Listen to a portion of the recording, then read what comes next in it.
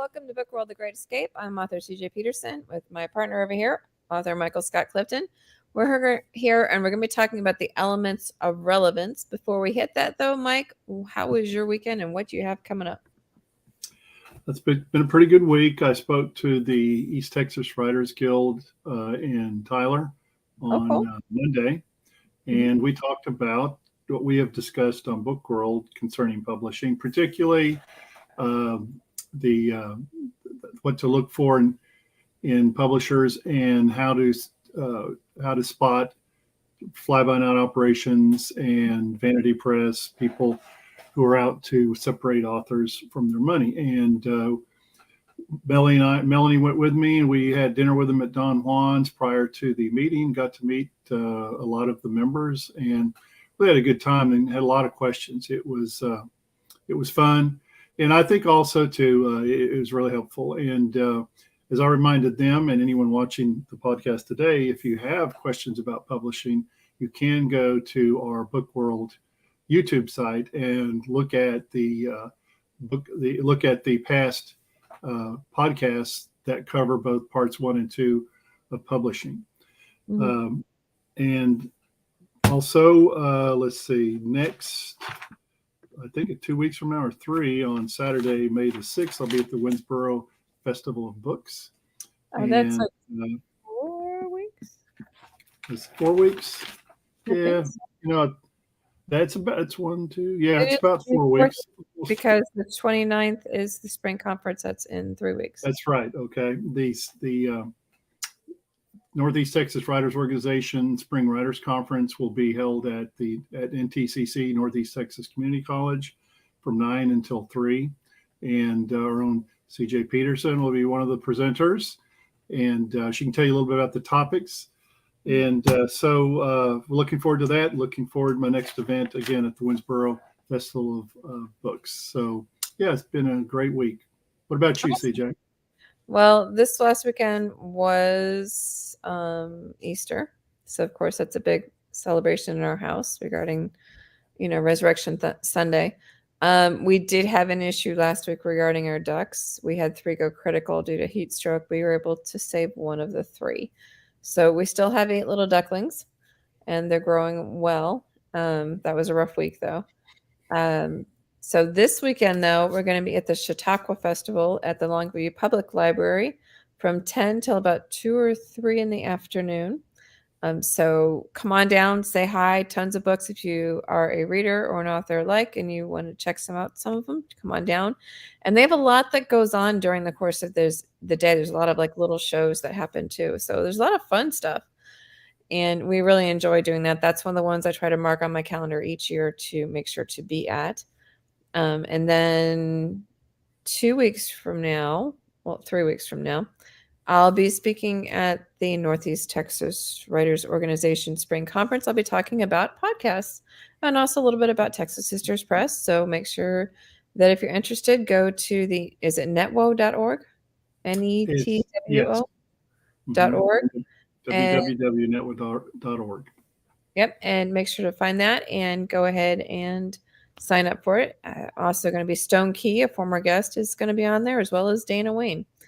So we're going to be the 3 speakers. They're also going to be announcing the winner of the first chapter contest, which the deadline was yesterday to enter. It was midnight, Sunday midnight.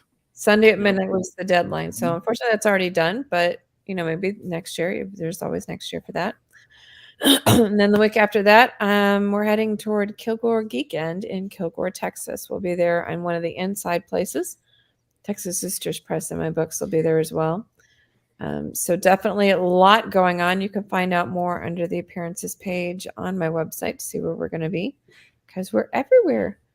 But today we're going to be talking about, elements of relevance. Mike, do you want to kind of explain what that is? Well, we were discussing before we came on today, and I think consistency is one of the things we said. The elements that you use for writing a book, and the genre in which you write in. There has to be a certain consistency involved in terms of plot and setting and characters. and the relevance of it to your story and to your book. And there's a lot of different ways to dissect that. When we talked a little bit again prior to the podcast about, well, what about people who are formulaic writers? Well, you would think they would have that relevance and the elements down, particularly if they're successful at it. So, but all authors have to understand the elements that go into their writing, obviously, and the relevance of those elements in terms of what their finished product looks like. Mm-hmm. Exactly. Like mine, my formula, so to speak, with my right by the seat of my pants, being a pantser, is that no character is safe. And just when you think action is done, you'll be surprised it's going to come back around again. So there's no real formula to mine. It's almost like a chaotic neutral. So, that's kind of more or less my consistency in it. And yeah, I enjoy it. There's a lot of different elements that go to a good storyline.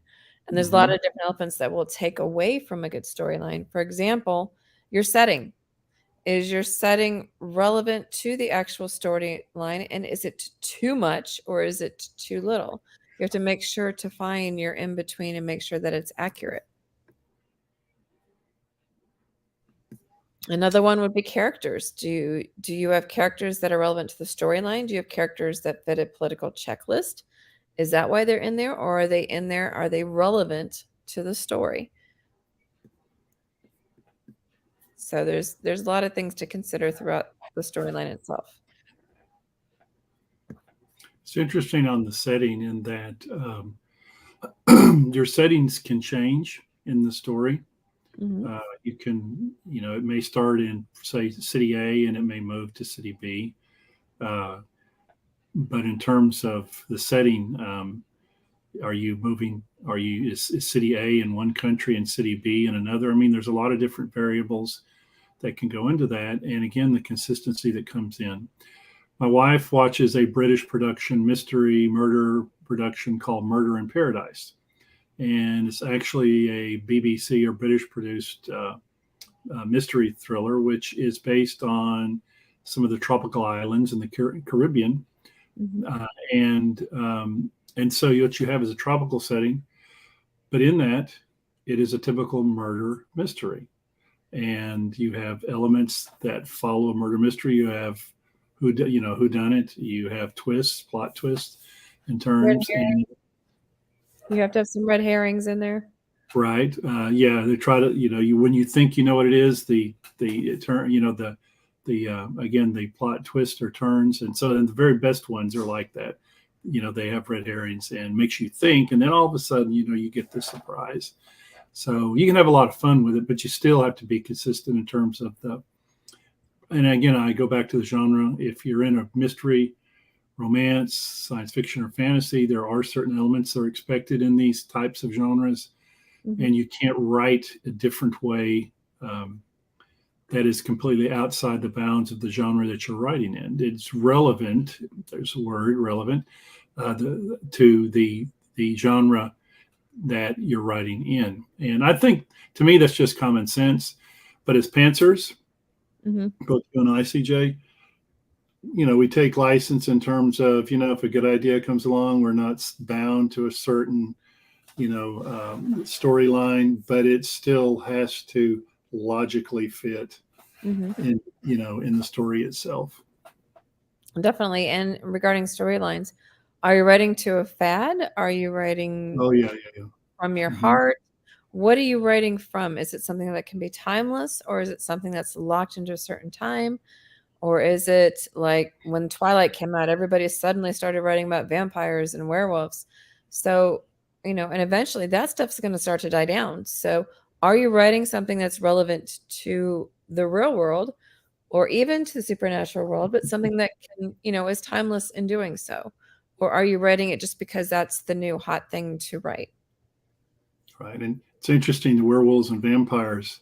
If you're writing a paranormal or urban fantasy novel that has werewolves or vampires, there are established norms, I would say, given the body of work of all the books that are written past and present about werewolves and vampires.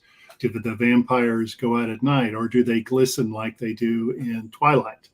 You Mhm. know, are the werewolves vicious animals that murder people, you know, on the full moon, or are they merely shapeshifters that can roam at will and change at will regardless of the moon cycle? Mhm. And you know, you can do whatever you want to as long as you're consistent within that the elements that you're using. You know, the werewolves can't change. You know, one this month they're regular. I can shift and change anytime I want to. And the next month at the full moon, I'm a vicious animal. I guess you could do that in a book, but it would be kind of confusing. Yeah, you still have to follow certain rules of law. Patty wants to know, hi Patty.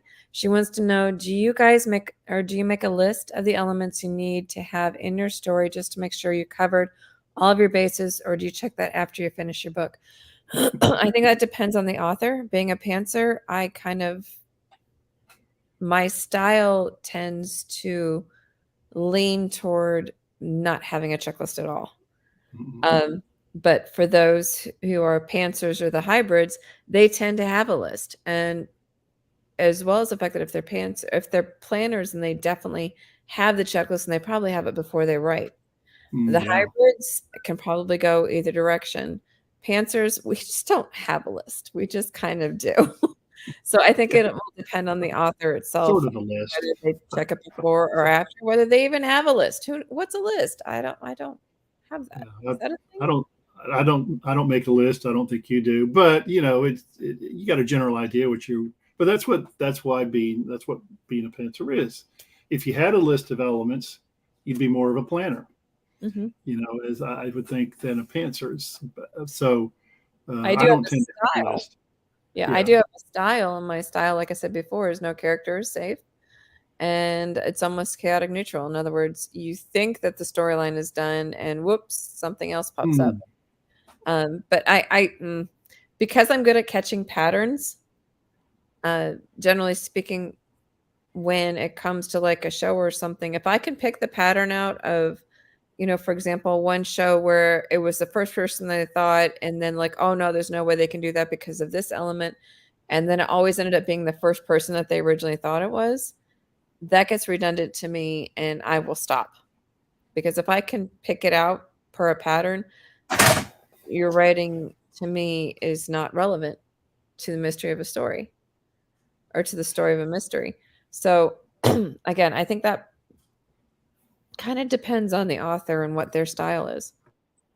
I think that's a good point, CJ, about style, because uh, if people like an author, regardless of genre, I think they like the author, among other things, because of the style in which they write. So if you consider a consistency in style and as part of the elements, you know, then I think yes, that even pantsers, you know, Hmm. do follow a certain pattern in terms of how they write. For example, I like shorter chapters. I don't like long chapters. Generally, my chapters are 5, 6, 7 pages at best, because it's just the style in which I write. But it doesn't mean that that's good, bad, or in between. It's just the style in which I write. And so, if anyone follows me or reads my books, they're going to know that pretty much the chapters are going to be 5 or 6 or 7 pages long. Hmm. Definitely. When it comes to storylines, a lot of times people, like I said, they follow a certain arc. If I can pick that arc out, then the ADD in me is like, nope, I need to find something that's a little bit more fresh.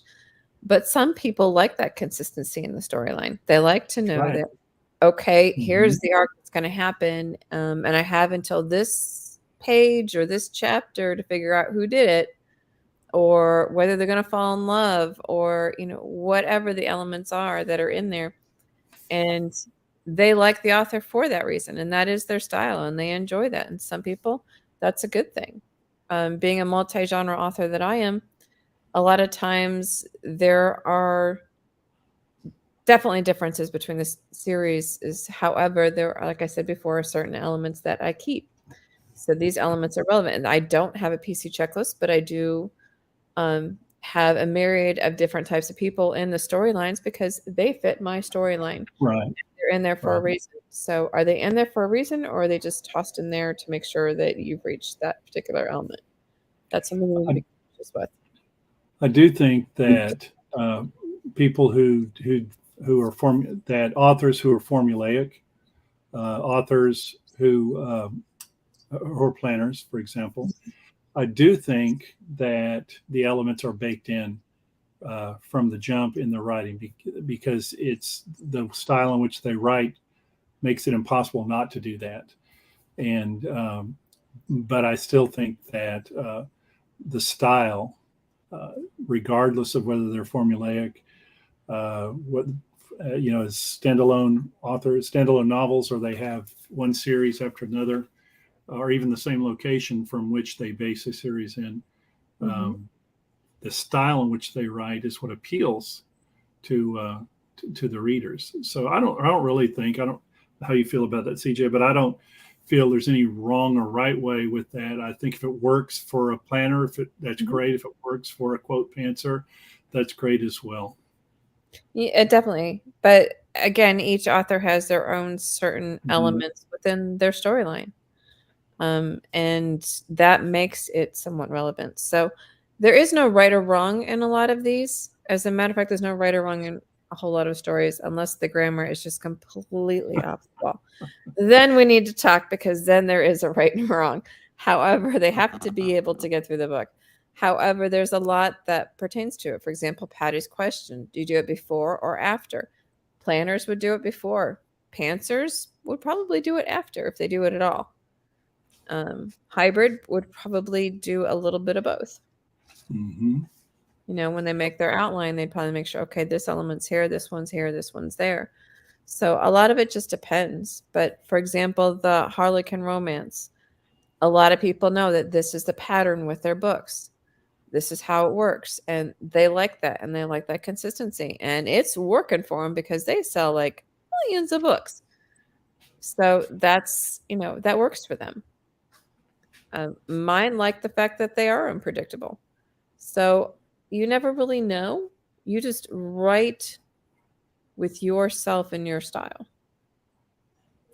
I think once you become like if you're a very popular mainstream author, take Lee Child's Jack Reacher series. Hmm. No matter what novel the new Jack Reacher is going to be in, it is going to contain the same story arc and the same elements. Reacher is going to be traveling pretty much at wherever the wind blows, going to come across some sort of injustice involving a man or woman, probably usually a woman, Hmm. and he's going to go out, set out to make the wrong right, and that's going to be the story. And Hmm. of course, uh, uh, lots of smashed noses and broken teeth, and just a sort of violence. But that's what you expect, and with a Reacher novel. So Hmm. if Reacher all of a sudden decided he was going to settle down, if you're familiar with the series, and buy a house, get married, and have 3 kids, that isn't the story arc or the storyline or what you That, expect with that novel. yeah, that goes against the character of the character. Yes, That's one of my rules as well, is never go against the character of a character, and that would definitely go against Reacher's character. There's a reason why he's mobile. exactly. That's part of his character. I mean, that's who he is. I will say, and we talked, and we're not be very delicate about this, but I would going back to what you said about what's trendy, Hmm. in terms of what's trendy now, but maybe won't be so popular 5 or 10 years from now.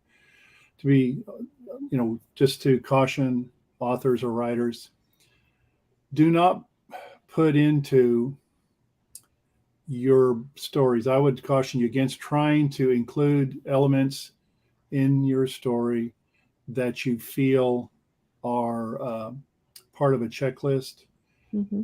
given the current political or social climate. Uh, because, first of all, though the climate Mm-hmm. changes every year. Okay. And secondly, think about this. If you're doing that to appease a certain part of the population, for every percent that you appease, just keep in mind you may be offending another portion of the population simultaneously. Mm-hmm. And if it has, and here's the words, part of the podcast today, if it has no relevance Mm-hmm. to your story, don't put it in there just to be plugging it in because you feel compelled to do so, again, because of what you think the current political or social climate would demand. Yep. Readers want a good story. They don't want to be lectured to. No. And that happens a lot, even in the entertainment industry, where they're just like, don't use it as a soapbox. Use it, entertainment's supposed to take you away from all of that stuff, Mm-hmm. not Right. continue to drag you through it. So the key 5 elements to every good story is plot. We've talked about that. Make sure it's relevant to you and your style, not necessarily per what's the going fad. Setting. Setting can be too small or it can be too large. Make sure that it's relevant to the storyline itself and you're not just tossing it in there just because, oh, hey, I like this island. I'll just toss that island in. No, does it pertain to the storyline? Is there too much of it? Is there too much in regards to your setting? Is there not enough in regards to your setting? Can your reader follow it? Characters. Are your characters relevant to the storyline? Or are they just on there for some PC checklist? Mommy says hi. Hi, mommy. Are they relevant to some PC checklist? Are they there pertaining to the story for a specific reason? Or are you just tossing them in there? Point of view. Point of view is actually important. That's something we haven't talked about. Sometimes it's relevant to make sure that you can head hop. Sometimes it's relevant that you can make sure that everybody knows what everybody's thinking. And sometimes it's relevant to just make sure that you know what the main character is only thinking. So, point of view is actually important as well. Oh, yeah. You know, it's funny you should mention that because I'm reading some Nora Roberts. Believe it or not, I'm reading some Nora Roberts books that date from the late 1980s and early 1990s. And at that particular time, her writing style was quite different, I think, in terms of point of view than it is today.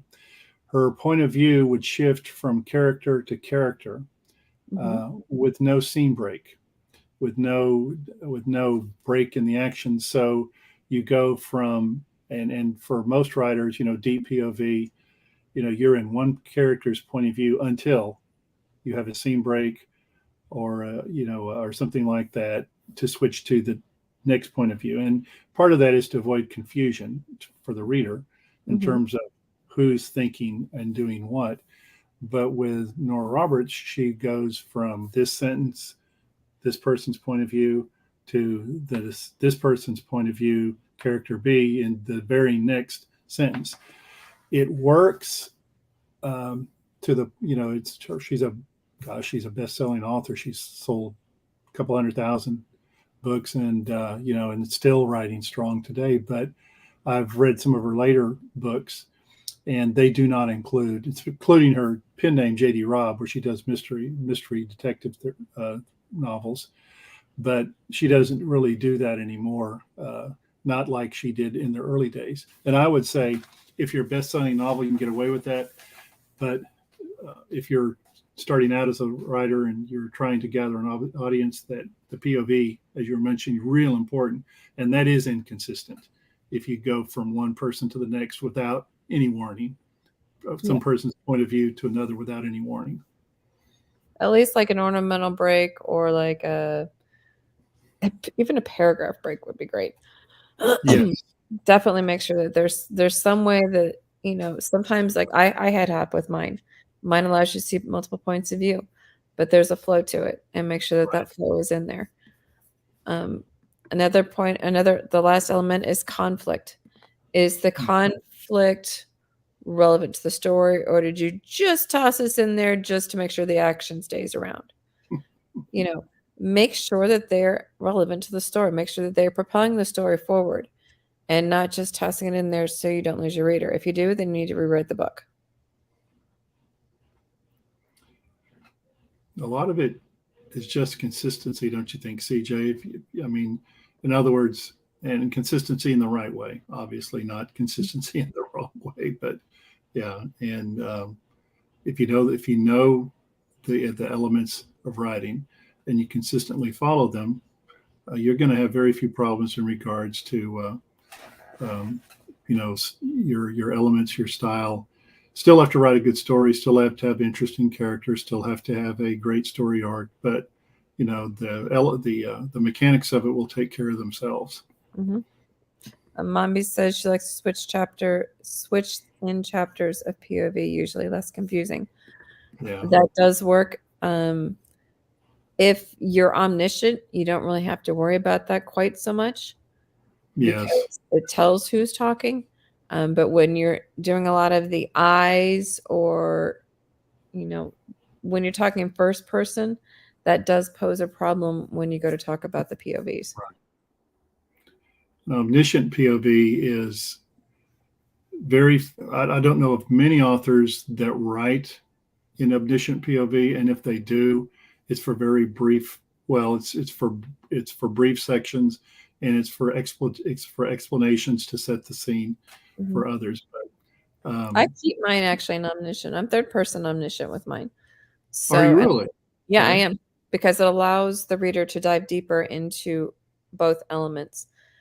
More times than not, I will stick with the main character in the third person omniscient, but there are times where the one has to like wonder something, and that allows the reader to kind of dive deeper in it. And it also allows the reader to dive deep into other characters than just the main character. Be So, difficult to do in first person, which yeah, most which people is feel what like I third don't do. person. Yeah, first person would be very difficult to do that, but third person it's much easier. Hmm. Yep.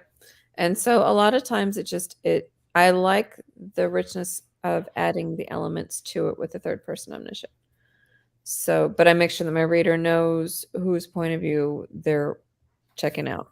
It's not just like, oh my gosh, who just thought that? More times than not, it's the main character. So, but there are sometimes where I need to toss in another one. But that's how it generally works. So we have a few minutes left. Is there anything you'd like to else to add regarding the elements of relevance? Just what I said earlier is, you need writer needs to be consistently right about. I mean, not right, RIGHT, not WRIGHT. Mhm. Consistently right in how you present the elements or include the elements of writing, and because inconsistencies will kill you as an author, and the readers pick up on that very quickly. Mombi says, for example, Harry Potter isn't exactly first person either, but not all knowing. So, you can play with it a little bit. You can play with it as long as you're consistent within the story. Don't bounce from first person to third person. That's not a thing. Don't You know what I mean? You got to make sure that the person can follow it. If you don't, then you need to again rewrite it because something's off. But yeah, for me, like I said, keep those 5 key elements, and as you said, keep them consistent. With being a multi-genre author, I still have consistency within my stories. They still know it's my style, and style plays a key part in it as well. Next week, we're going to have Rob and Joan Carter, and we're going to be talking about their genre mystery. Speaking of mysteries, so we'll be having them. They're also the About the Author podcast. They run that podcast, and that's a very cool podcast. You and I have both been on it, and they're very nice people. So we're really excited to have them coming on next week. Same time, same place you found us. Until next time, guys, we'll see ya. Bye. Bye.